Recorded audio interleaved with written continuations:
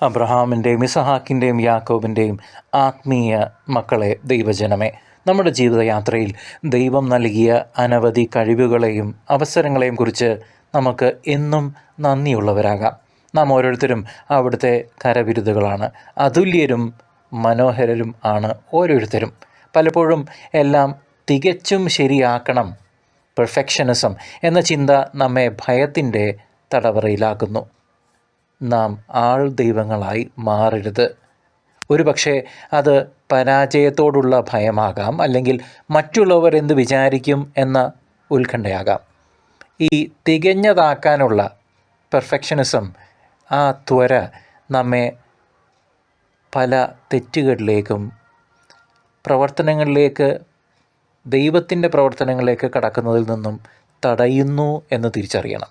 വിശുദ്ധ ഗ്രന്ഥത്തിൽ താലന്തുകൾ ലഭിച്ച 3 പേരിൽ ഭയം കാരണം തൻ്റെ താലന്ത് കുഴിച്ചിട്ട മനുഷ്യനെ നാം മത്തായിയുടെ സുവിശേഷം 25 കാണുന്നു.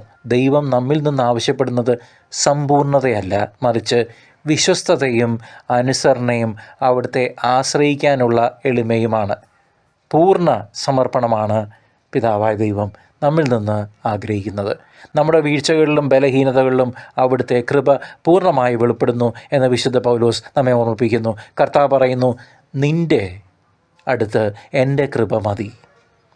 പരാജയങ്ങൾ ജീവിതത്തിൻ്റെ അവസാന വാക്കല്ല സഹോദരങ്ങളെ, മറിച്ച് അവ വളർച്ചയിലേക്കുള്ള പടവുകളാണ്. ഓരോ തെറ്റുകളും നമ്മെ കൂടുതൽ കരുത്തുള്ളവരാക്കുകയും ദൈവത്തോട് അടുപ്പിക്കുകയും ചെയ്യുന്നു എന്ന് തിരിച്ചറിയണം. നമ്മുടെ ഓരോ പരിശ്രമങ്ങളെയും ദൈവകരങ്ങളിൽ നമുക്ക് സമർപ്പിച്ച് പ്രാർത്ഥിക്കാം.